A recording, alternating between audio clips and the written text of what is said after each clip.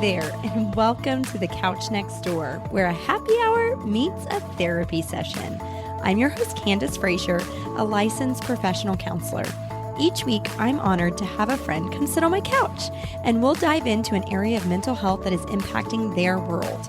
We'll definitely laugh, probably cry, and maybe go on a rant or two, because we are all humans, full of emotions. Come hang out with us.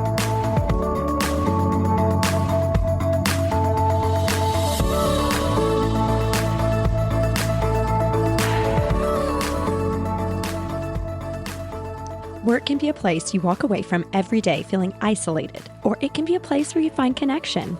The women I'm chatting with today put in the effort to get curious and form a bond outside of the workplace that has carried with them past working hours. Let me give you a quick introduction to who we're talking to today.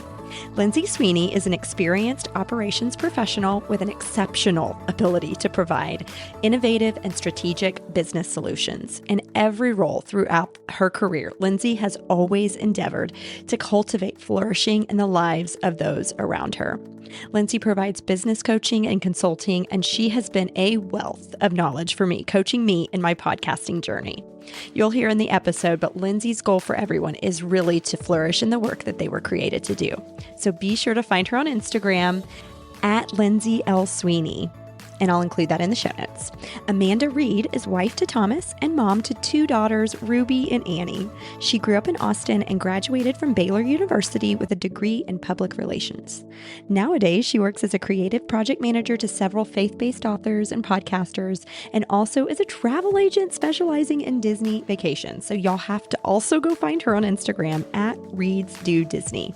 And if you have any interest in a Disney vacation, listen, Amanda is your girl. She will plan all the things, so you literally just have to show up for the fun. And lastly, Amaya Savoy Easton is a versatile social media specialist and content creator, passionate about crafting engaging narratives and harnessing the power of digital platforms to connect brands with their audiences. She has a keen eye for trends and an innate knack for storytelling. She transforms ideas into impactful, shareable content and drives meaningful connections and measurable results.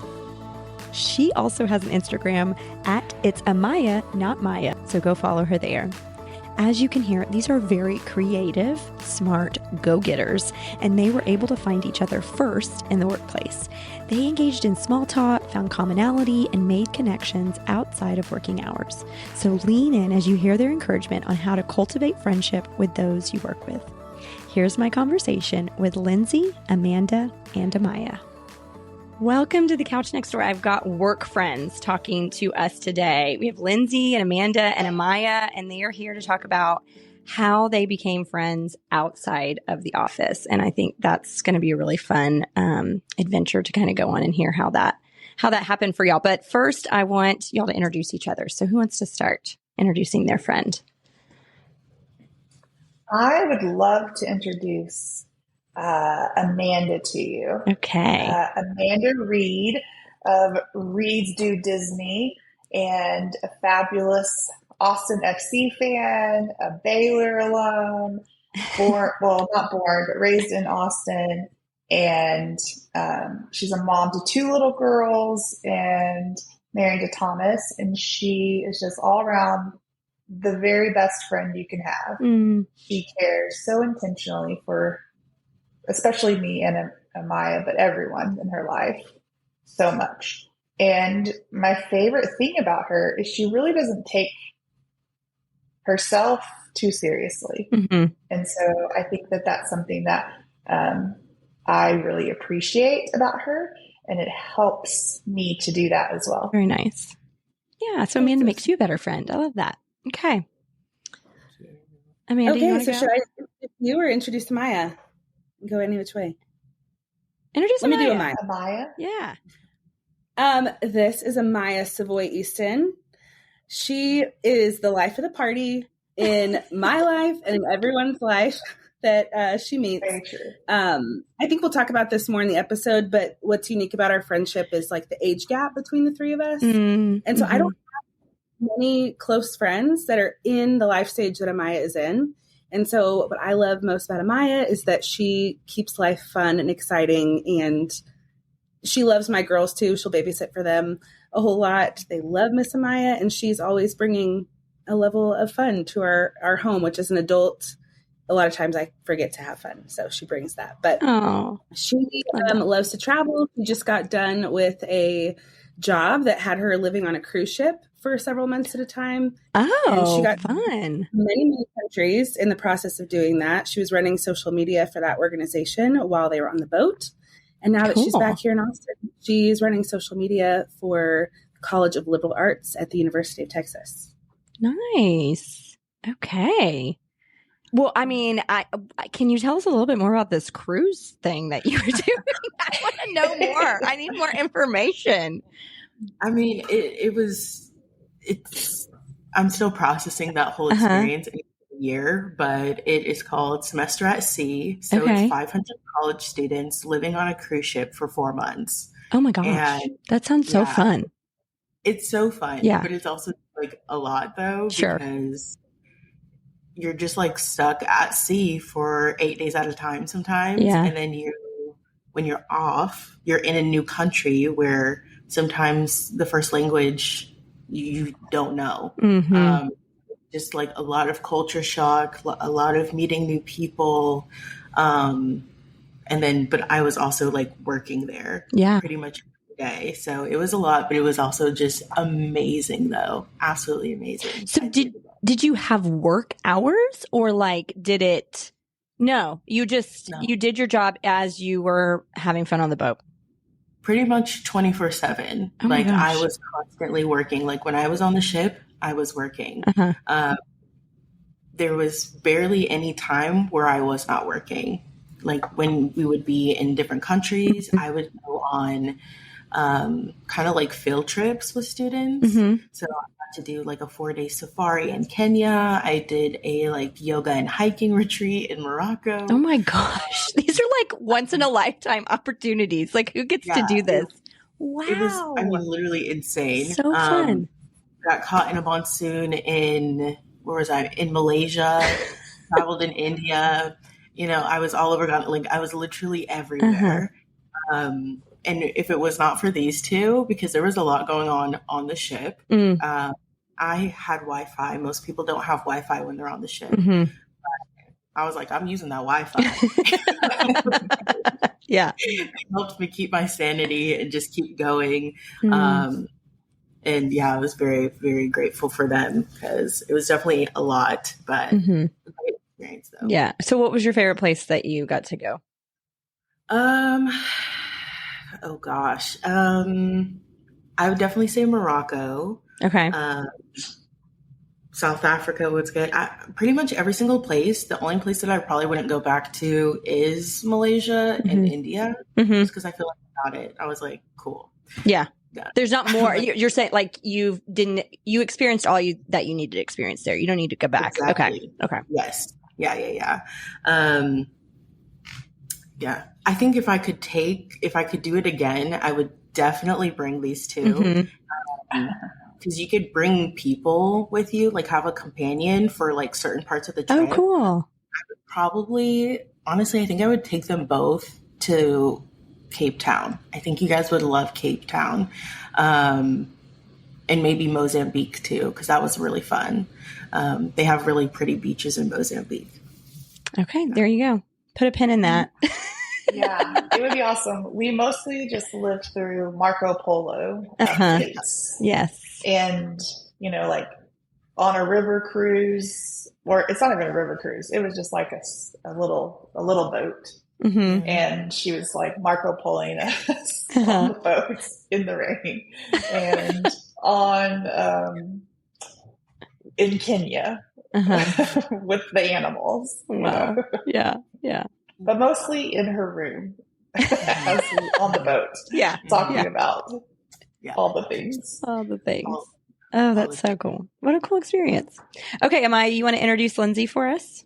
Yes. So this is Miss Lyndsey Sweeney. She is literally one of my top favorite people in the world because of just who she is. I truly believe that anyone that meets Lyndsey will leave a better person and with their cup full.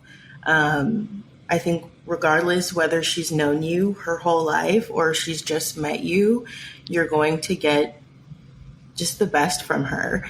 And she's very caring. I love how thoughtful she is. And I also just love her heart for God.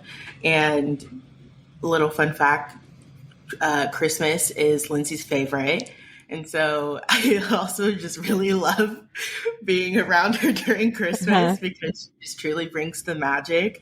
And yeah, she's amazing. And she can do anything. I definitely I'm putting my money on Lyndsey every single time. Unless it's a game during Uno, I will win that. But everything else, she completely excels in. And she's just such a bright light. Yeah, yeah. Have y'all thought about the Uno rules, Amaya? I mean, yeah. I feel like we generally talk about can you stack how many sure. you do. But I think we generally get on the same page. What do you think? I know. Well, so when you and Amaya play Uno, like, what are the rules? How do y'all decide what the rules are? Well, it just depends how she's doing. Okay. Wow. See, because she has this whole tactic that she always wins the first hand for sure. Okay. And so sometimes some things happen, and then the next time I'm like, I didn't think we did that. And he's like, no, we do that. And I was like, oh, okay, I see how it is. I mean, I like to do a remix sometimes. Yeah, see what I'm saying? A remix. Oh my gosh. But it's not just special to Amaya, because I've played Uno with several people, and you really have to establish the table. No, you do. No, totally. Table rules. Yeah. Because people be doing different things. Yeah. All the time. Have y'all ever heard of spicy Uno? They're like, no, but I'll have to email you these rules. It's really fun. And it's like, you do the stacking, but then there's all these other random things. Like if you lay down, I can't remember for sure, but like an example, if you lay down an 8, you have to slap the table, and the last person to slap the table has to take the whole stack of cards. So there's like random things like that. It's really, really fun. I'll have to send y'all this. This sounds like Amaya made it. I don't know. It was somebody in our small group, like, taught us how to play spicy Uno, and yeah, it's really fun. That's awesome. Yeah. Amaya, have you played Uno with Ruby, my 7-year-old? I haven't. I saw the Disney Uno. I was going to play with her. So we have a Disney Parks version of it, and it's fun because it helps my kids like keep those rides kind of in mind of like, oh, this is this ride. And it. But she kind of makes up her own rules sometimes, or she will insist on dealing when we're not looking. But the Disney one has a sorcerer Mickey, and so if you deal that card, you literally have to take your stack of cards and pass it to the person next to you, and so it just shifts the entire like strategy of the game. You never know if you're going to play. Yeah. Okay. Well, you're going to have to play next time you're babysitting. Look, and I love Ruby. She's 7. And I have no problem beating a 7-year-old. Or making up rules so that she yeah. I'm determined. When I play Uno, the goal is to win. Love it. Oh, that's awesome. Okay. So, I mean, that was like a side rant about Uno, but I know y'all have another like sort of collective rant kind of going off of Amaya's travels that y'all all love to travel. So, what are the traveling rants that we can go on? And it sounds like maybe they're good, but maybe some things that are annoying. So where do you want to start with that? Well, travel is good. We all three love to travel. Yes. We just think it's important for self-care, for learning and understanding culture and humanity and how God made us collectively as humans. It's just important to go out and see the world and experience things. So we care a lot about travel. I am possibly planning a trip that I'm going to take in 3 weeks, and that is a little bonkers for me because it's to Iceland, and it's like kind of just fell in my lap this week to kind of think about. And that's a really quick turnaround for me. So that feels like, whoa, what are we doing? But one of the things that the three of us have together is this opportunity just to like share everything and kind of workshop. I was like, should I go? And they both like helped me process like, okay, then I'm going to move forward and see if it can happen. But what I'm concerned about is on the plane. So that's why you were talking about the Iceland thing earlier, Amaya. Okay. Now it's making sense. Amanda, you're going to love this. So I was talking, I was like, she's got to go and go to Iceland. But I was wondering, maybe our rant would be about like our dream places to live. And I came up with like a whole story for Lyndsey. It would be like a eat, pray, love situation. And she's probably in like the countryside of England or like Scotland or something. And she's got goats in the back. And, there's like flowers and everything. And it's a small town. But I just think she would have a ball. Like, I just think she would have like such an amazing time, living her best life. So I did. And I was like, it would be like a Hallmark movie. Yeah. Uh-huh. Yeah, not Lifetime. That's a whole other movie. Yeah. I was like, if it was Lifetime, she may not come back. Right. So Hallmark is a happy ending. But yeah, I came up with the whole thing. But I don't know if she's on board for it. Okay, so you're going to Iceland. You workshopped it with the girls. Maybe. Okay, yes. Maybe. Still waiting on a couple things. Okay. And it's nice that flying from JFK to Iceland, it's just 5.5 hours. But that's a few too many hours for people in the plane to think that it's appropriate and acceptable to lay back their chair. Mm-hmm. We should not lay back our chairs. Yeah. It is like we've come along. We need to come into this moment that we're in and recognize that is unkind and disrespectful to other patrons. I have seen computers be broken. Oh, coffee really? Drinks be spilled, water cups be spilled. I myself have ended up with someone's hair in my mouth and nose from laying back. No. So it's like, listen. Yeah. We need to ban the chairs laying back. It's unacceptable. Yeah. And when you have your chair laid back and then you want to have attitude about the person having to get up and move around, no. Yes. So that just needs to be eliminated when they're engineering planes. Like, we don't need that anymore. Because here's the other thing. You can't like, now the flight attendant people have to come through and make sure everybody's leaning forward. And that's a whole thing. So we just need to eliminate it altogether. Yeah. Or if you want to pay extra and, they add a little extra space between the chairs for those people that want to lay back, that's fine. But no. Okay. No leaning back in on the airplane seats. Okay. Yes. Okay. What about? I don't know that the degree to which you're able to recline really improves the quality of rest that you're going to get. So. Right. No. Exactly. So why do we even have that option? Yeah. Okay. But I will be reclining my seat. Exactly. This is what I'm talking about. She will be reclining her seat. I think it's all fine if we all decide to recline our seat. Nope. It'll be all right.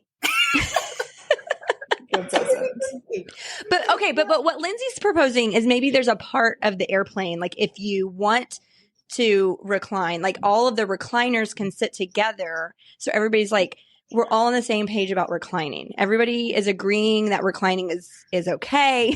And then the other people that don't like it, they can sit somewhere else. I don't know. Yeah. I mean, I'm good with that. Okay. No, I literally, when I have traveled with friends or family and they start to recline, I get embarrassed. I'm like, you need to pull up that chair. Don't do it. I was like, do not recline that chair. This is so rude. And they're like, what? No, I am. I was like, no. I don't know. I can't be seen with you. Oh, that's hysterical. Okay, well, have y'all traveled together? Have y'all taken trips together? The three of you? No. Isn't that surprising? Yes. Okay. Well, then that needs to happen. It sounds like. We're going to figure something out for Lyndsey's birthday, I think. Just something local, little road trip, overnight situation. Yeah. I feel like that'll really put our friendship to the test, because my mom always told me, she's like, not all friends are travel friends. Mm-hmm. Same with like roommate situations. Sure. Yeah. But I feel like we're on similar pages of how we travel. But we'll see. I definitely think I'm very excited because we'll be blasting. If it's a road trip, I know we're blasting Waitress, Wicked, Hamilton. I will just say it. Taylor Swift. That's right. You will? You'll listen to Taylor Swift? Well, like, okay. Songs. You got 3 songs. That's as much as I can do. Okay. But, yeah, I think we would have a good time. I'm trying to think, where would we go? I mean, I guess we're figuring that out. Yeah, we are figuring that out. And Amanda and I have traveled together some for work, and even just like a quick trip, one overnight for a conference. Mm-hmm. A couple of times I think we've done that, but not a vacation fun trip to have together. Yeah. Well, and I think y'all don't all have to be the same sort of travelers, but just understand like the different personalities in that. Cause like when I think about my 4 friends or my 3 friends from high school, like there's one that's in charge and she does the itinerary. The other one is the one that makes sure we stay on the itinerary. And then I'm the one that's just really fun. And then we're always waiting on my other friend. And we just all know that she's just last. Yes. We're just waiting for her all the time. And that's just how it is. It's always been like that. So you just have to That's know. how it is in some of my friend groups too. The funny thing about this would be the one role of like who plans or who keeps on, we would often share that, the 3 of us in our individual groups. So it'll be fun navigating together. Just going to be in charge. Yeah. We all can maybe like every day somebody can be in charge, since y'all all like to be in charge. I vote today, Amanda. She's in charge. I was going to say that too. I was going to say I'm pretty sure it's either Amanda or Lyndsey, because when you were describing the last 2 friends, I said that's me. I bring the vibes. I'm probably running late. You have to tell me a different time, so I'll actually show up on time. Yeah, but, no. I think Amaya, you would bring every idea to the table. We could do this. We could do that. Yes. What if we? And Lyndsey and I would be like, "Sweet girl, we would love to do those things, but we have realistic boundaries, both financially and physically, and also sleep." I think Lyndsey's our foodie girl, and she heavily researches places, especially since finding out she has celiac disease, and so like you take that element of the trip. You make sure that kitchen that's perfect. Yeah, contaminating, and we'll find good food. Yeah. Well, Amanda, you plan people's vacations as part of your job too. I do. That kind of side gig came about while I was still working with Lyndsey and Amaya, and just financially, I needed more money than what I was making in my part-time job. And so I thought I could write and do some copywriting on the side or freelance, but we had just gotten back from a Disney cruise, and a lot of people were in my Instagram messages like, well, what age were your kids when you took them? And would you recommend my family go? Or what was your favorite part? And I loved posting all of my pictures and videos and answering like a Q&A on Instagram. So I said to my husband, like, I should just plan Disney trips. And another friend of ours that we worked with owns a travel agency. And so Thomas was like, you should talk to Shannon about that. And I was like, oh my gosh, you're totally right. So I've been doing that for 2 years now. And it's a lot of fun. And that is no easy task. I have a friend that when we went to Disney, I don't know, a few years ago, she planned the whole thing, like got our fast passes, like all that. I was like, there's no way I could have done this without her doing it. Like, nope. I would have missed so much. So I was up at 5 a.m. this morning doing, she did the same thing for a client. 6 a.m. doing some lightning lane reservations. So no, I tell everybody if they're going to go to Disney, they need somebody like Amanda for sure to do all the things because you can't. I don't know how anybody does that on their own without an expert. So thank you for making our Disney dreams come true. Happy to be of service. Yes. Okay. Anything else to share with the travel rants? Good or annoying? I think you don't get to bring food from the food court onto the plane. Okay. Like, I like that. Yeah. Depending on the smells. No, depending on the smells. Yeah. Like, don't you be sitting next to me with your burrito or your kung pao chicken. Yeah, or your shrimp taco or something like that. Yeah, yeah. No, for the audience, Amaya's mouth has fallen to the table because this is Amaya. She is a taco burrito loving girl. I'm going to get my food. I'm going to bring it on the plane. I'm going to lean my chair back. Amaya, you don't take your shoes off, do you? Do you take your shoes off? Okay. I just feel like unless you did not have time to eat in between flights, and if you were like aware of yourself enough to like say to your seatmates, like, I'm really sorry. I'm so sorry. I don't have time to eat. I'll be quick or something. Like if you don't like recognize it, then but yeah, I think you just have to be a little cognizant. I'm big on smells. And if I smell like your food when I get off this plane, I'm gonna be real upset. Bro, I thought we should travel. We shouldn't travel together. There's a lot of rules you're going to have to follow, Amaya. I mean, you better get this in writing. When I do travel with a burrito. So, like, it's kind of a standard protocol. Yeah, you always got a burrito in your hand. Yeah, I don't want a sandwich. Nobody wants a sandwich because it gets smashed. It is genius to bring a burrito. It can travel very well. Well, then we just fly Southwest and we know well enough to like sit in different parts of the plane. There you go. Here's the thing. Y'all can go somewhere. Y'all just can't be together on like the traveling, like going to the place. Y'all can't be together, but y'all can arrive at the same place. There you go. I don't know you until we land. That's right. I had no idea. But what about the road trip? Can you have food in the car? Can she have her burrito in the car? Okay. We've gone through drive-thrus together. We've gotten burgers and chicken and all sorts of things. Okay. Like it's a smaller confined space. Can she lean her seat back in the car? Is that allowed? Probably because there's no one on that side. Okay. So maybe a road trip is where it's at for the day. Maybe a road trip. We go see. I'm learning new things right now. That's right. Oh, that's hysterical. Oh my gosh. Okay.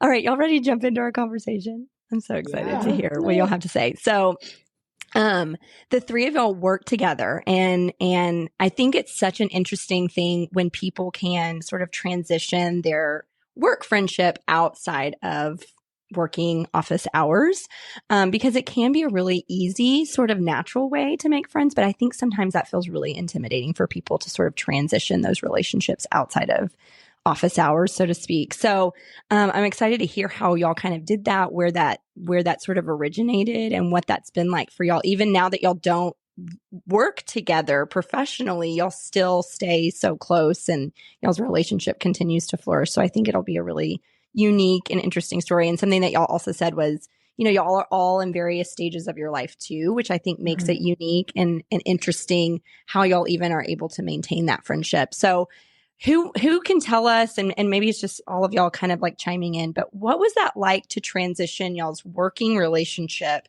outside of working hours? How did that happen? I'll start us off. I started working with Lyndsey first, and then Amanda didn't come until maybe about 9 months after I had been there. But during those 9 months, I was just in desperate need of mentorship. I was I was at rock bottom.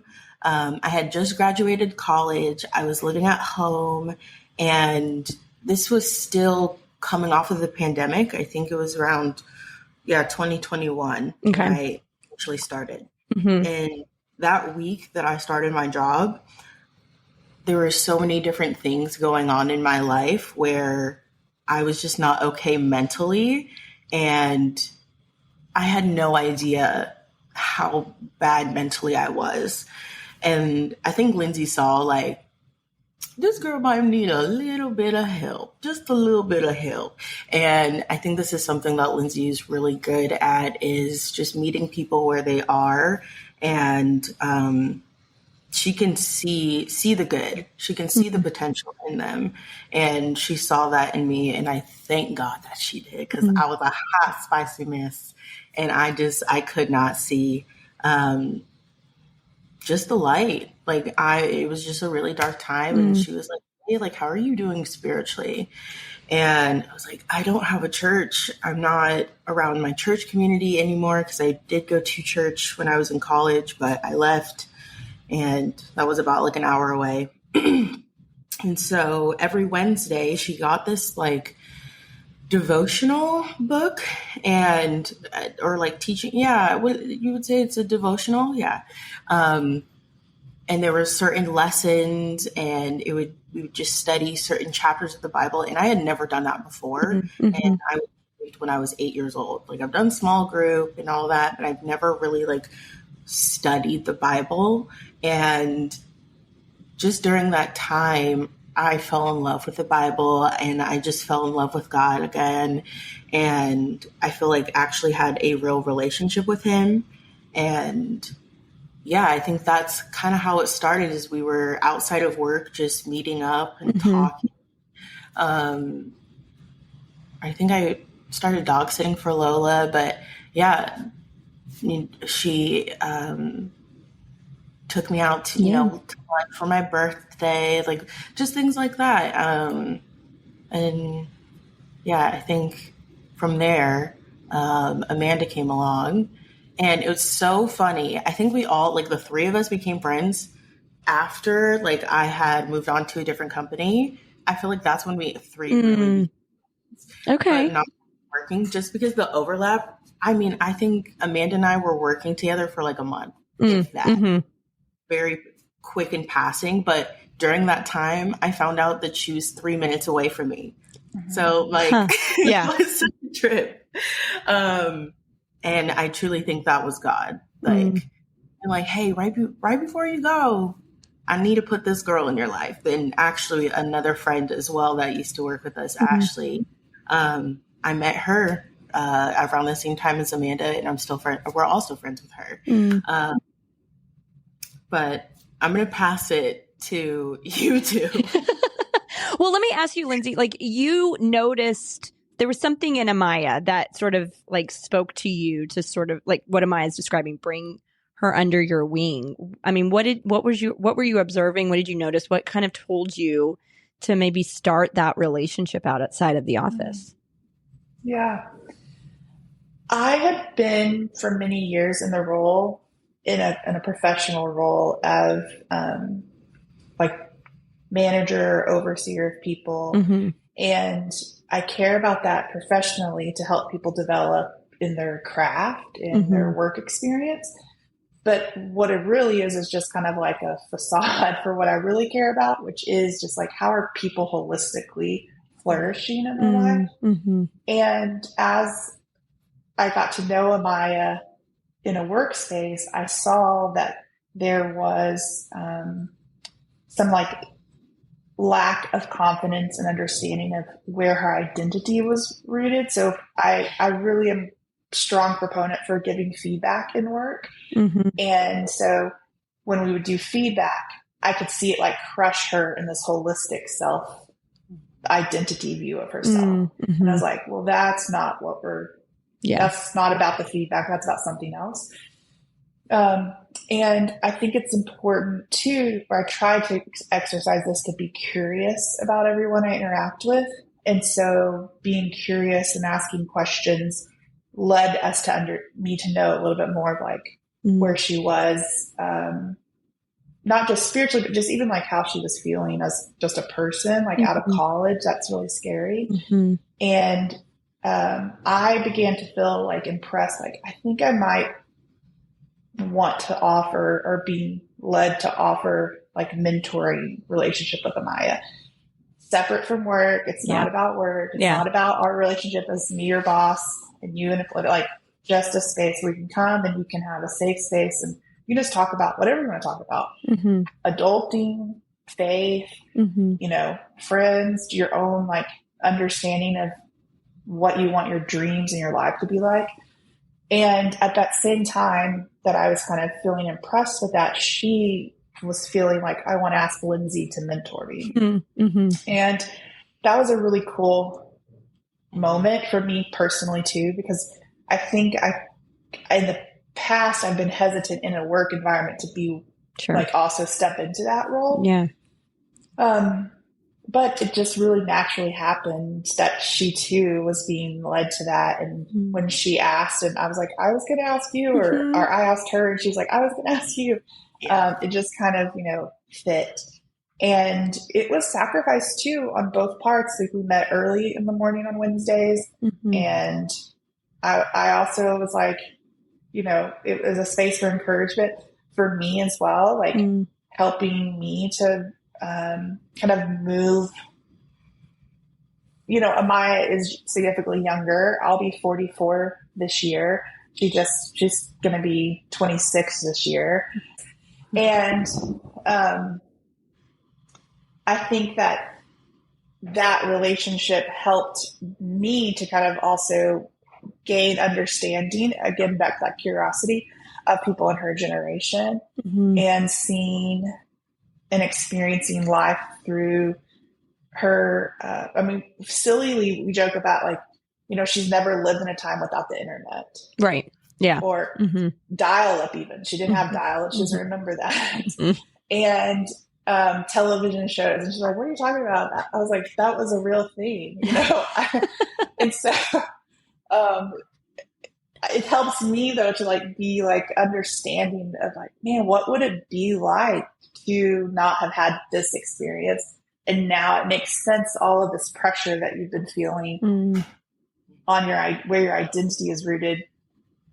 I personally like really think it has a lot to do with the culture in which she grew up in, and all the technology elements and things too impacted that. I should say it's not all of that, but it definitely impacted that. So it just created in me an understanding, and it has been really fun to watch her grow, just as into an adulthood, and take the risk to like do that job at semester at C's, and then move into this role at UT and kind of watch those things happen.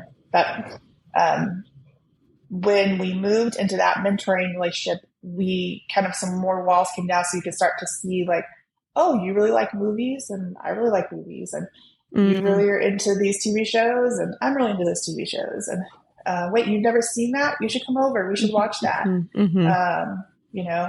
And I do have a dog. Her name's Lola, and she's a petite golden doodle.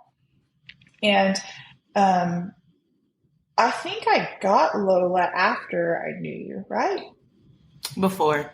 Okay. Barely, though. Yeah, it has to be barely. Because, yeah. And having a dog after not having a dog for a lot of years, it was rough for me. I'll just be, if you have a puppy out there, it's real. It's very real, the emotions and like stress you're going through. But the first time I needed someone to dog sit, and I was like, oh, I could do it. And like, honestly, Amaya and like Lola, her best friend is Amaya, and like Amaya is her favorite person. Oh, and so it's been like really sweet, to see their friendship grow. And I really appreciate it, and it's really fun. So we that's kind of morphed into that too. Like, she'll come over just to see Lola. Yeah. I love that. So Amanda, you joined the team a little bit later, and that, like what you're saying to Maya, is there was like a small little overlap of the two of you, but because y'all lived so close to each other, it kind of made that friendship easier. So what was that like for you, Amanda, just jumping in after they had sort of built this friendship already? I think the nature of the job made it easier to be friends, because we were working from home and checking in remotely, or we were over at Lyndsey's house at her kitchen table working on something. We were using Voxer and Marco Polo to like keep in touch about projects. And so feel like that is a lot different than being in like a corporate work setting where you're in your cubicle, or you don't have overlap, except for in the break room or whatever. Like we had a lot of overlap that was already more intimate feeling than a work a traditional work setting. And then, I think I've always just been somebody, any workplace I go into, I'm going to make small talk. I'm going to talk about my life so that other people will talk about theirs and find commonality. So I think I said to Amaya, how was your weekend? Oh, mine was good. Oh yeah, we tried to go to our neighborhood pool and it was at capacity. Like we couldn't get in. And she was like, what? That's crazy. You're always welcome to come to my neighborhood pool. And I was like, where's that? And she told me the name of her apartment complex. And I was like, Amaya, I could walk to your apartment from my house. We did take her up on that pool offer. And then just naturally the same kind of thing. Like my girls love her and she loves my girls so well. And so she's just kind of become another part of our family. And we've had her over for dinner and she's babysat. And, but then like the three of us, I feel like even though like Amaya departed and Lyndsey and I continued to work together and Amaya was off doing something new, we kind of didn't skip a beat in staying in touch, caring enough about each other to ask, how's that hard thing that we've been praying for, just keeping up in that way. And then Lyndsey and I, she hired me for a role that I did not feel I knew much about, but she saw the skills in me and said like, I want to work with you and we will train you on these things that you don't know, which was ad sales for podcasting. And I was like, I don't know all the dynamics, how this works. And so we worked together really closely on tactical work things, but in doing so, we built a rapport and a deep trust and weathered a lot in that year that just gave me a huge amount of respect for Lyndsey. And like she says, flourishing, like she wants people to flourish, not just professionally, but personally. And I really felt that as her employee. Yeah. Well, the thing that I'm hearing all of y'all say a version of is you each notice something in one another that maybe intrigued you to want to know that person deeper outside of work. And you did something, right? It wasn't just, I wonder what's going on with her, or I wonder about this. It was, you wondered that, you maybe made an observation or you asked a question, and that sort of helped to work towards that transition of being friends outside of the office. Is there anything else as far as like, if somebody's listening to this and they're like, God, I'm missing friendship, or I see these people that I'm working with and I really want what these women have, what would you say to them? What is some advice or some other things maybe for them to consider if they want to transition those friendships outside of work? I would support what Amanda said too. And I mean, that's been my experience even in other work environments, like 3 other professional roles that I've had. I'm still friends with people from those places, and we'll get dinner, or I'll go even travel to visit them. And so the point of that has been like just being willing to learn a little bit about them and see where we have those common interest at first, or even like currently now in where I work, everyone is kind of in and out. It's in a real estate brokerage. And so there is some commonness around that, but they all have like all wildly different interests outside of their work. And so I'm getting a lot of opportunities to be curious and ask questions and be willing to also ask like, or share even about my life. And then we're kind of having more like, okay, I could drive home right when I get off, or I could just stay an extra hour and a half and go have happy hour. And like, that's like one step. And that has been really positive and fun. Or like, even like recently on Valentine's, all of the singles, we didn't have anywhere to like be on Valentine's. And they were like, should we like hang out or we do something, and like kind of put something together ad hoc. And we ended up just at like this East Austin bar and played games with like Uno cards the size of your monitor. Okay. Like your laptop monitor. And huge. What were the rules? No, so many of those rules came out, I'm telling you. But it was really fun. And I was like, man, I was like on the fence about whether or not I should do this. And I'm really glad that I did, because it just made it that much more like a path, a step. It's like a stepping stone to like friendship. Outside of the office. Yeah. Well, do y'all find has it been tricky to maintain the friendship once y'all all kind of went your separate ways, or what has that been like? Because I mean, I think that can also maybe feel intimidating to some people is, well, what if I'm not going to stay at this place forever? Like, do I really want or need to invest in these people? But I mean, even if it wasn't necessarily a plan for y'all to scatter, y'all weren't going to be in that job forever, and jobs aren't forever, right? So how has that been to maintain the friendship being in different workplaces now? Shout out to Marco Polo. Yeah. I love me some Marco Polo, right? Yeah, I know, right? Yeah, agreed. Marco Polo really is that girl. I think we are lucky that, I mean, Amanda lives 3 minutes away from me. Lyndsey lives 15 minutes away from me. So that definitely makes it easier to be in proximity, or I'm like, hey, I'm by your house. Can I pull up? Can I come over? But I mean, I was doing semester at sea where I was in Thailand, like I was on the other side of the world, and to still be able to maintain these friendships, not only maintain, but I think we got even closer just because of how frequently we were able to communicate through that app. Because also there was time differences as well. Sure. So a phone call. Yeah. Right. Not necessarily ideal.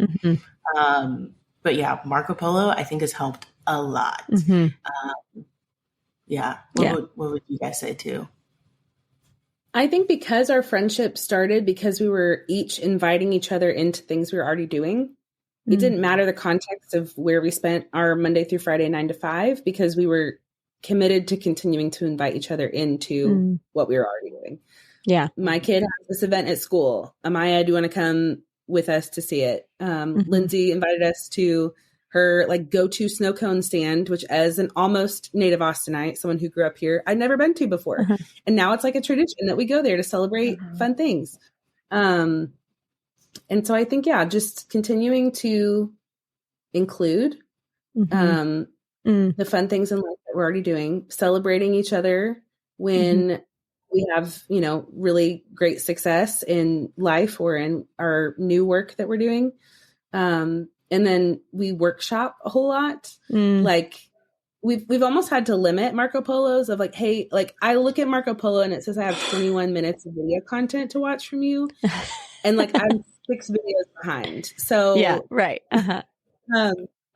But we will just, oftentimes we're in our car on those Marco Polos and we are just like talking about life and things that are really weighing on us or things that we need perspective on. And with our age difference, it really helps of like, Amaya will go on for minutes talking about something. And then Lyndsey will hop in and be like, can I just say this? And like, as somebody who is older than Amaya, she has perspective that Amaya needs.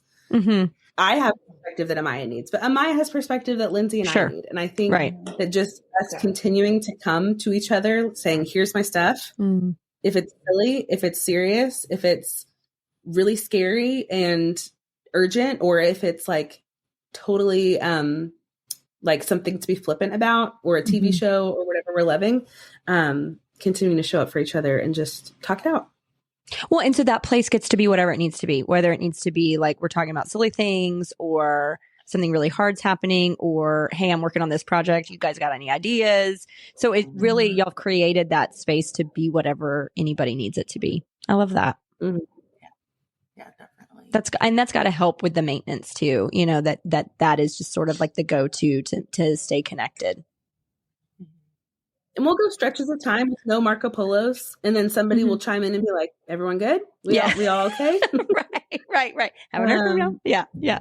And so the beauty is just being able to pick up when we can and not also have like expectations maybe of like, hey, you haven't some days. Like, what is wrong? You know? Yeah.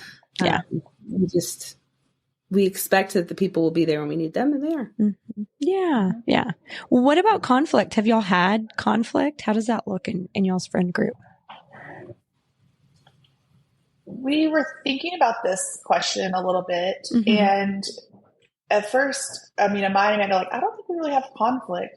And then I chime in on the Marco Polo, and I was like, I think we've had conflict, but we wouldn't call it. It depends on how you define the conflict. Sure. Itself. Okay. Mm-hmm. And so for us, what we've had is like difference of opinion, and we've had like misinterpretations or misunderstandings. Mm-hmm.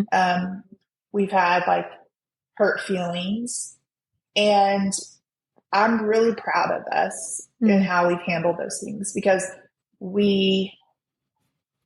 there hasn't been an instance where we haven't just talked it out. Yeah. And sometimes even in one particular scenario, it was something more regarding me and Amanda, that we weren't on different sides, but we had different perspectives about a circumstance. Mm-hmm. And so from the outside, you could have viewed that as like, well, they're like kind of at each other, and they're like, I'm holding my ground here and you're holding your ground here. So we're like, we're at each other. Yeah. And we did this through Marco Polo. And I remember Amaya coming in, she's like, wow, can I just say, like, getting to watch these videos of y'all talk this out has been like a course on how to manage differences. And I really appreciate just getting to be here. And so I'm really proud of us for leaning into that. Like, we don't shy away from it. Or even another time, like, we've like had some stuff to talk about with Amaya about something, right? And so it's like, hey, let's talk about this.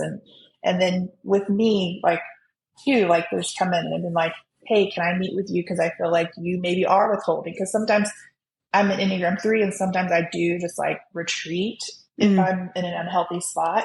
And they have like pursued me to be like, I'm not trying to like make you talk about what you're feeling, but is there something there? Yeah. And just this reminder that it's safe for me to do that in this friendship. So we've avoided the conflict by being proactive. Yeah. And like small things too, you know, like, yeah, it's been good. We like kind of nip things in the bud before they go there. Well, I imagine that takes a lot. I mean, y'all must trust each other like so deeply to be able to come to one another whenever you know there is a difference of opinion or maybe hurt feelings.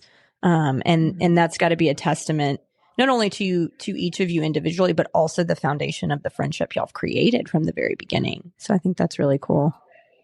Yeah. I know Amaya said, like, I don't think we've had conflict, had we? And I was kind of feeling the same way. Like, I can't really point to one thing. And I'm not saying that every friendship should be a Marco Polo based friendship. Right. Well, I don't know. It's pretty good. I think it does say something about like the pace that you go, or like, obviously I would love more proximity with them. Lyndsey at one point was looking for a house, and I desperately wanted her to be my next door neighbor. Yeah. That didn't work out. But like the fact that when we're talking about something that's hard or that we're seeing differently, I have the space to talk for however many minutes because they can't interject. They can't interrupt. I have the space in Marco Polo to just say my piece. Somebody else follows up, and they may have to watch 3 or 4 different videos. I think it just shows like the slowness to respond or ability to not just lead with like one thing and then somebody else come with theirs. Like, I don't know if that makes sense, but just the pace it does. Right. Because you have to maintain. Right. You have the space to say all the things, and then that person has to listen to all the things, and then they respond with all their things. Yeah. It's less, I think it does offer less space for people to make assumptions, you know, in the middle of a conflict or in the middle of a conversation. So that makes a lot of sense, Amanda. I like that you said that. We're not roommates. We don't live together. There's not little things. And I'm like, Maya, is there dirty dishes in the sink again? Or in work, you know, where Lyndsey dropped the ball on something. Like, those are not conflicts we've had because that's not the nature of how we operate together. Yeah. Right. So. Well, and I'm even thinking like in a work situation, y'all, because when I think about other friendship groups, that I'm interviewing for this season, a lot of times people are brought together, whether it's like a similar circumstance or similar interests or season of life or whatever. But when you're in a work situation, I mean, y'all just kind of end up together, like for whatever reason that is. And that creates, there's going to naturally be a lot of differences probably because y'all are just kind of thrown into working together as a team at this company.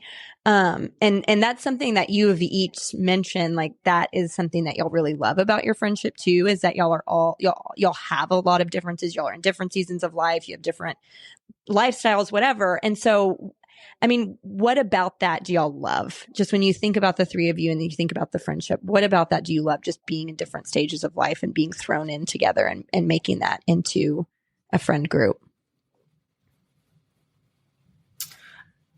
It's funny. We're in different stages, but I feel like there's just overlapping similarities that connect all. So, I would say for me and Lyndsey, like we're both single and we don't have kids. So we just have a bit, I feel like, more time to, go out and probably do things. So I feel like we connect there. But then also like Lyndsey and Amanda are closer in age. But like, I feel like, they connect in that way. Like they're both millennials. So I think just like cultural and being raised in similar areas. I mean, I think, both are from Texas and I'm from California. Similar styles. Like I would put similar color palettes for the both of you. Like you guys definitely very much complement each other. And I feel like we just kind of shake it up and I feel like I shake things up a little bit when there's the three of us, but I think there's just overlapping similarities. Like Amanda and I both are like huge Disney fans. Like I'm loving it. But then all three of us, we love theater. We also are all believers. So instead of differences, I think it's more of the similarities. I don't feel differences too much. Well, and I think y'all have all done something that Amanda was saying, like just asking questions, and something Lyndsey said, being curious, like y'all really took notice of things to find those connecting points. So I think like what you're saying, Amaya, that sure, there's differences, but that's not necessarily where the focus is. Like you notice the similarities more than the differences because that's what's brought y'all together. Love that. I'm the oldest. I have one younger sister. I feel like in a lot of ways I look up to Lyndsey as an older sister. And then Amaya is older than her little sister. So we can relate on that aspect. But to me, it feels like another little sister. I think just some of those gaps in relationships that you just don't have because of birth order or because of your, family of origin and dynamics there. We get from one another things that we haven't before, which is really, really cool and helpful, for our flourishing, to use one of Lyndsey's words. I think that the things that I have experienced as far as like the differences, I don't know, it's been more like, I don't know how to say it without it sounding like using people for that. That's not how it's trying to be. But, like Amaya had already said it, like Amanda and I are both white and Amaya is black. And there are elements to even that dynamic for Amaya and for us that we've stumbled through sometimes. And now we've like landed at a spot where it feels like, man, it's just so life-giving and encouraging and helpful on both sides of that experience. Or you think about like I'm single and I'm in my mid-40s and Amanda is married with 2 kids and she's kind of living this like picturesque, quote, like American family unit life. But she doesn't like pressure anyone into having that same experience, nor does she ever elevate that experience as like it is better than, and that's different than other relationships that it's similar experience as her has had. And so that has been really like healing and helpful. And just, I've looked at it as like a major win in the book for understanding, like for Amaya. Like I'm excited that Amaya has got to see Amanda not position herself in a way that's like, oh yeah, the ultimate goal is to be a wife and to have kids. Right. And that is what she has, and it's beautiful and good. But it's also like not, you didn't win, you know? Yeah. Right. Like just because you have that. Yeah. Yes. Right. Yeah. And so in that way, I've seen those differences occur. Our body sizes are different too. Like I've had lots of health stuff happen in my life and still struggling through. So like getting to even be quote, a picture or an experience of what is it like to live with like autoimmune diseases, full time, and physical ailments, like things that, I mean, Amanda mentioned earlier, like as we think about going on a trip now a year into celiac, that is something like I have to think about all the time. And they have done something really beautiful in our friendship, which is to be super mindful and like lean all the way in. Like, no, we don't just have to like go to a restaurant and, oh, you'll find something. That's not how they treat it. They're like, let's go to whatever restaurant is good and safe for you. And that's a completely different experience that I've had in other dynamics too. So, well, there's a mutual influence is what you're describing, right? Like you're all open to be influenced by the other and also influencing the other. And that is such a key point when I think about just relationships as a whole, is to be able to have that mutual influence over one another. Because to your point, Lyndsey, then it doesn't, like, nobody's elevated over the other person because everybody's having their own experience, and we're all influenced by that experience, even if it's not the same experience, even if there's no chance as a white woman, I'm going to know what it's like to live in this world like Amaya, right? Like I'm not, but I want her to influence me. And it sounds like definitely. That is just the foundation of y'all's friendship too. That makes it work, makes it trusting, makes it easy to be vulnerable, where y'all can be silly, but also talk about super hard things and, you know, on the flip of a dime, because y'all have already established that within the friendship. Yeah, exactly. I think we've talked too about like the number 3. We've like recognized that the number 3 can be really hard to like, if there were yes. Oh my gosh. Yes. If there were 3 of us that lived together, or 3 of us that like we were so similar that 2 of us did things, it could feel like leaving the other person out. But I think just the dynamics of all of our lives and how we overlap and how we pursue one another, there's just not a whole lot of opportunity for me to get my feelings hurt if Lyndsey and Amaya are doing something and I didn't know about it. Or for Lyndsey, if Amaya and I are like, Amaya babysat my kids last night, so I got to see Amaya and chat with her for a little bit, but in no way felt left out. Like, and I just, as long as you're aware in a friend like threesome that like it could potentially be something that causes us to feel jealous or left out, but that's just not something I don't feel like we've encountered in our friendship, just because we're different enough and we overlap in different ways that where we overlap the most is what matters the most, if that makes any sense. No, I'm really glad you said that, because 3s are hard. Yeah. 3s can be really hard if you aren't mindful of what you just said. Yeah. Yeah. Lyndsey, you said, you know, how this friendship has been healing. And when I was filling out the form and everything, I was like, this friendship has been so healing for me on so many different levels. On so many. I'm the crybaby out of in this group. I cry all the time. Like half of my Marco Polo videos are of me crying. So I'm like, Amaya, don't cry. This is where, look, I'm a therapist. I love when people cry. It's the best thing ever. Yeah. But it's being in relationship with both of them, and has been just such an honor. And they truly have committed to being invested in my life and walking with me, not only during like the good times, but hard times. I'm a young adult, and I'm very much just figuring out like, who do I want to be? And they've been there every single time, every single time. I know I can always call on them, and they've always just said like the right things. So I was diagnosed with persistent depression once I started working with Lyndsey. Mm-hmm. And they've just been with me on that journey of, finding the right medication. And then I got diagnosed with ADHD, and they've been very supportive with that. It's just been very healing to know like I'm not alone. I also just have abandonment issues too. And so and it very much shows in my actions and behaviors.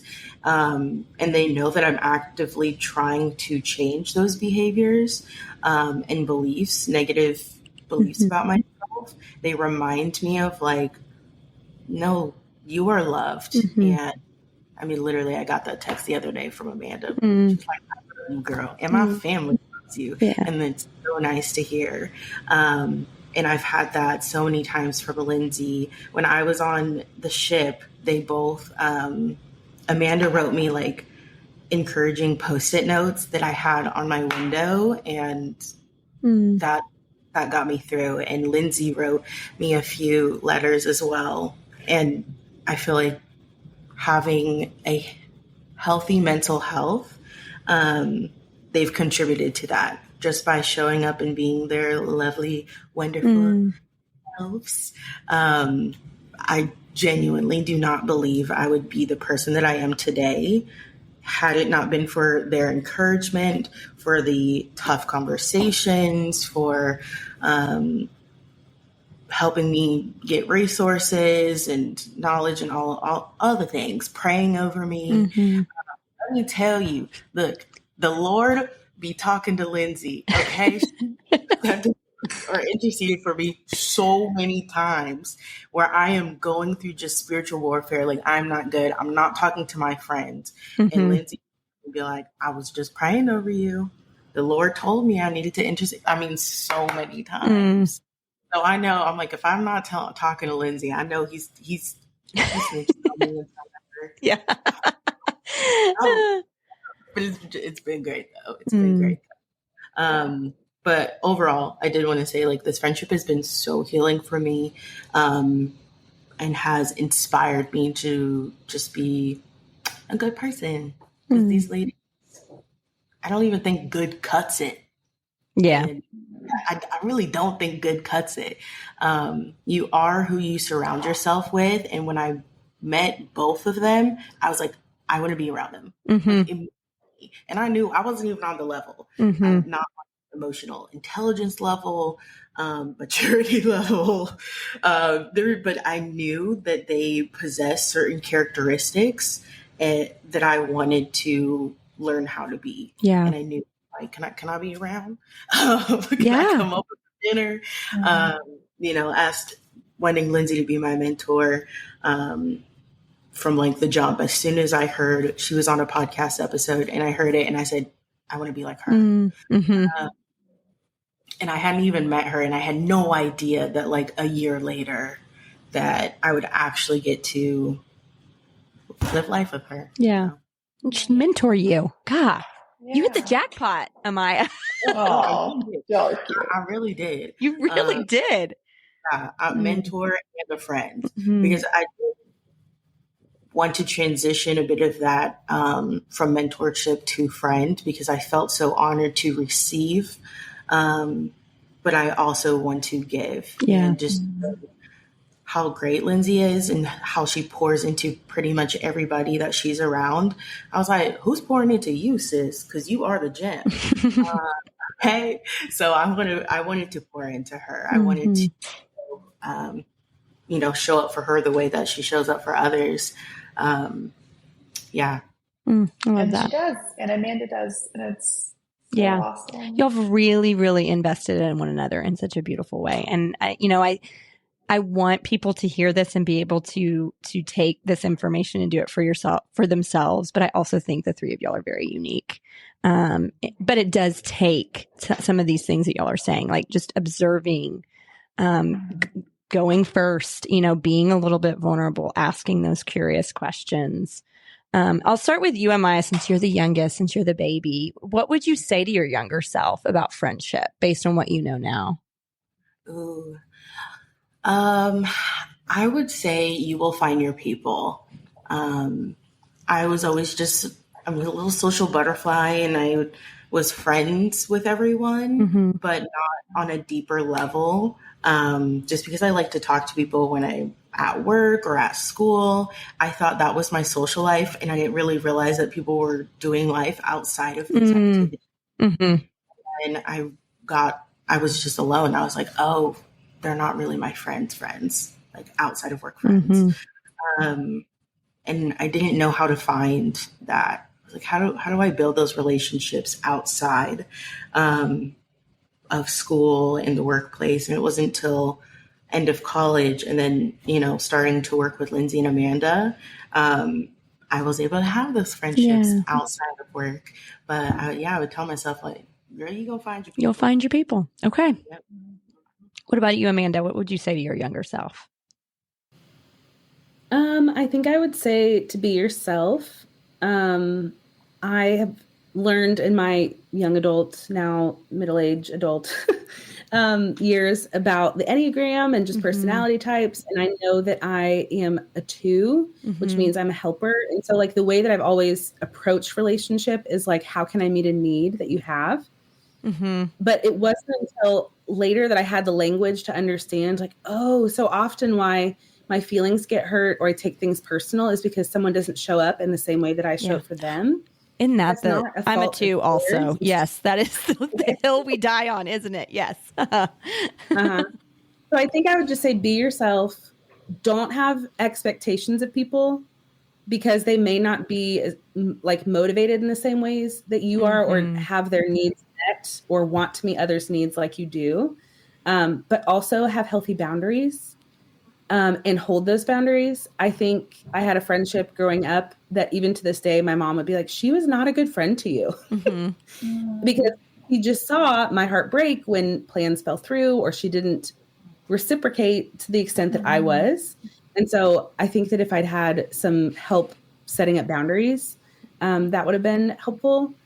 And kind of along the lines of Amaya, like you'll find your people. I found my people. And when I've found my people, it's been when I've been myself, when I've been transparent and authentic, have gone first leading with vulnerability because that person then feels safe to be their full vulnerable self. Some of the deepest friendships that we could go weeks, months without talking, a year without seeing each other. And then when we see each other, we pick back up like nothing ever happened. Yeah. It's good. All right, Lyndsey, what about you? I would tell my younger self that quality over quantity is what's important. I think similar to Amaya, I had for a lot of years I've heard this analogy from someone else. I can't remember who, so I can't credit them, but like a party boat full of people. And just like you mingle, mix, you're laughing, you're having fun. And it's like, I have so many friends. Like my family will say, you have so many friends. And in that analogy, like on the party boat, there's an accident. And so you have to get on a lifeboat. Well, who's on the lifeboat with you? And I was like, who would be on my lifeboat? And then it's like a few more people. But then someone else took a look further, like, oh, who's going to be in the submarine with you? Like, if you had to be in the submarine. And I was like, who would be in the submarine with me? Who would choose me to be in the submarine, like with me kind of thing? And so I've learned that as I've gotten older and realized like, man, it really matters. Like it's more about this quality of friendship than it is for quantity. Even over proximity, because I looked up a few years ago and I was like, man, my deepest friendships are actually not in my same community. Yeah. And that was a real kind of like, whoa, flip the script from this experience before of always being with people. And there is definitely a need for proximity friendships. Don't hear me say there's not, because there is, but just this recognizing that the quality of your relationship is so much more important than how many friends you have. Yeah. I really like that party boat analogy. That makes a lot of sense. Yeah. Just to be able to have that visual of who's going to be on those various sort of stages out out on the waters, whatever those waters are. Yeah. Yes. Okay. Well, before I ask my last question, I just want to thank you all. Yeah. Like, this has been so fun just to get to know how y'all made this work friendship outside of the office. And I mean, it is unique, and I think people can find a version of this in their workplace and be able to develop this kind of a foundational friendship outside of office hours. I think it's possible. I think it is a great place to start to find a community of people if you are needing that, if you feel like a drought in that, is to look around. Like, who are you working with? What can you do? But when y'all think about how y'all take care of your friendship well, what's one thing, or what's your favorite thing that y'all do to take care of your friendship well?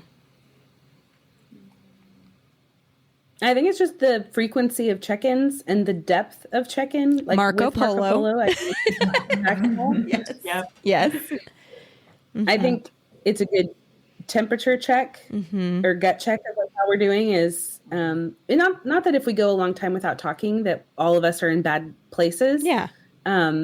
We could just be really busy with a lot of good things happening in our life. But I think that helps us stay well as friends, and reminding each other to do things that are life-giving, to put the phone away, to stop scrolling, to get face-to-face with people.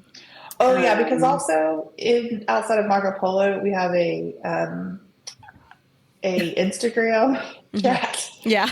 And listen, sometimes it's a big signal to each other if like how we're doing. Oh, with what you're sending in that chat? Well, usually it's about how many I'm sending. Oh, okay. So it's like, if I have sent you 17, we know Lyndsey's in a dark place. She's just on that phone scrolling. Okay. And so yeah. it's a good little, we observe. That's what I was going to say. It's like, we're observant of each other still. And that's the way that we care. So when Amaya hasn't checked in or when I slip through the Instagram reels, or, like when Amanda is like, I'm really far behind on these things. It's like, okay, what's going on? How's everyone doing? Yeah. And help. Yeah. Yeah. Check-ins. Love that. What about you, Amaya? Amaya, are you okay over there? I mean, I just like silently laughed. My head hurts now because I think regardless if I'm good or not, I'm sending them so many memes. Like, I'm addicted. Like, at least 15 a day. Easy. And not only like 15 a day, but they all have like different accounts. Amanda has like reads. Oh, right. Yeah. So you're sending them to different. Yes. I spread them out a little bit. I'm strategic with it. She sent it to Lola's Instagram. Yeah, I will send it. Yeah. Lola's like, I'm like, you will see this content because I know you're going to laugh.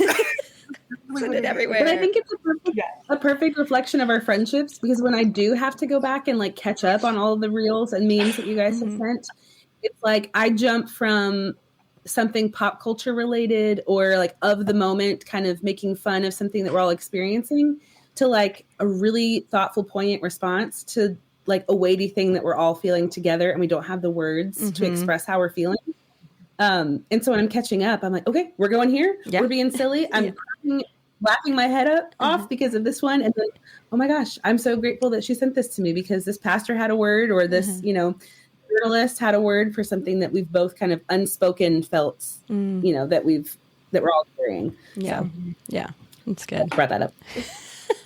Okay. I'm gonna work on it, y'all. Okay. Amaya, what is your Enneagram? Because we know Lyndsey's a 3 and Amanda's a 2, and people are going to want to know what you are. Yes, Amaya, what are you? Here's the thing. Oh, do you not like the Enneagram? Honestly, I don't, but I do know mine. Oh, okay. Okay. So I'm a 3 wing 4, but it has just been up for debate when I'm actually, because here's my thing. Lyndsey's probably going to say I'm a 4, but I don't receive it. Most 4s don't want to receive being a 4. Let's be honest. It's a wing. Because you're so unique, right, Amaya? You can't possibly fit in that box as a 4. But like, here's the thing: I'm a 3, but I'm an evolved 3. I've done a lot of work in the years because I was an unhealthy 3. Like, achievements determined my value in success. Like that's what my identity was in. Mm-hmm. So it's really hard to move away from that. So that's why I'm like 3. It definitely resonates of who I was, and I'm just, like, in a healthier version. That my work is not my identity. My achievements are not my identity. So put a little everything in there. Sprinkle a little 2 in there. Like maybe I don't know. You're describing a 4. You're just keep describing a 4, Amaya. I'm so sorry to tell you. Thank you. She's a professional, so I know you want to be a 3. I don't know that you're a 3. Look, I'll show you my resume after. It's given 3. No, I agree. You have a very strong 3 wing. You must. Very strong. But deep down, you are a 4. Which is beautiful and good, and there's nothing bad about it at all. And that's why you cry. One of my favorite people in the whole world is a 4, and she just learned she was 4. She thought she was a 2 for years, and she is very much 4. And we're like, how did we miss this? Yeah. But she cries all the time, and I love it. She used to call me when she would watch Party of 5. You probably don't even know what that show is. When we were 13. Huh? Do you know what the Party of 5 is? Yeah, with Nev Campbell. Yes. She would call me after every episode. I never watched the show. Crying at the end of every, and I'm like, I don't know who these people are and what you're talking about, but she's going to cry for 30 minutes and I got to listen to what happened on Party of 5. Yeah. I don't think I've ever had that realization though, that aren't we then in the same triad, 2, 3, and 4? 2, 3, and 4. Yeah. Yes. Yeah. That's another dynamic of our friendship too, is the feeling triad. See, so you have to be a 4 so that you can fit in this triad. Like, you know what? I'll take it for the team. Once you remember this sacrifice. That's right. I'm a 4 now. You don't need another 3. You've got Lyndsey. Lyndsey's got the 3 covered. Weird to have me. It's plenty. And you can really 3 as a 4. Yeah. Once you really accept and lean into understand that you're a 4, that's where your flourishing will fully come, because you got to fully understand yourself.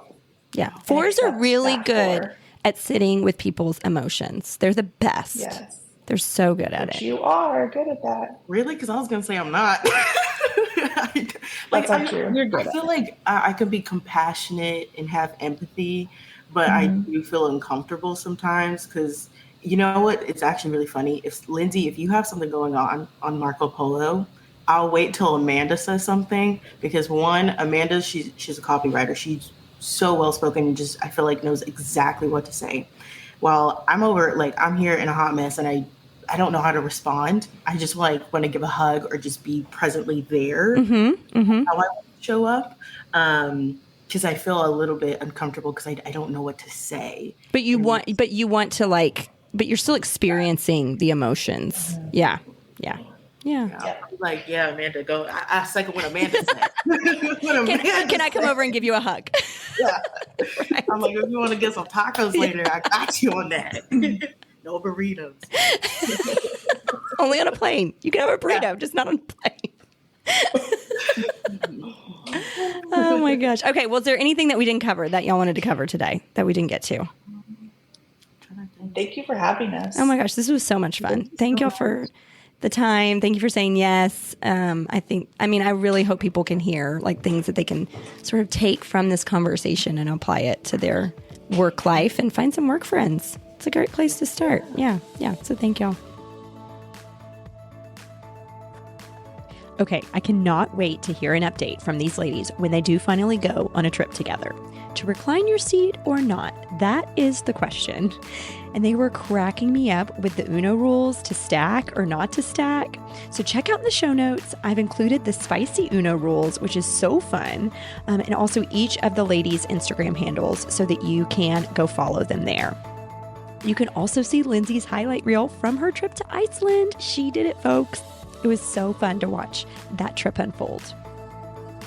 Okay, listen, I know I've talked about Marco Polo on here before, but I will tell you, this app is such a great tool to stay connected to your friends.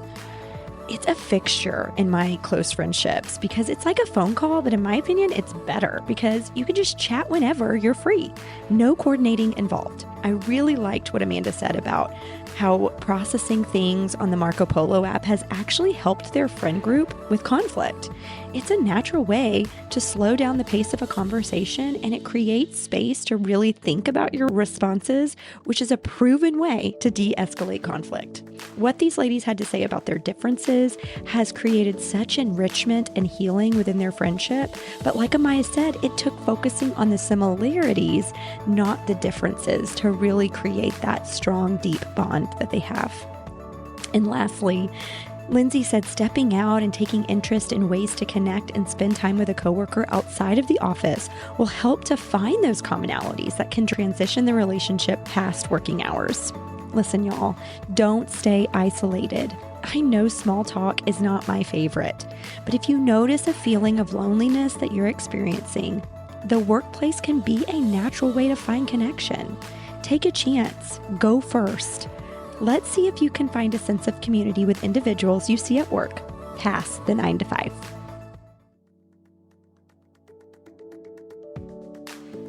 The information included in this podcast does not replace that of your own professional therapy. If you believe you are in need of professional assistance, please reach out to the medical community in your area. The Couch Next Door with Candace Frazier was created by me, Candace Frazier. Graphics by Jason Frazier. Music by Josh Bissell. You can find the show notes and affiliate links on CandaceFrazierLPC.com.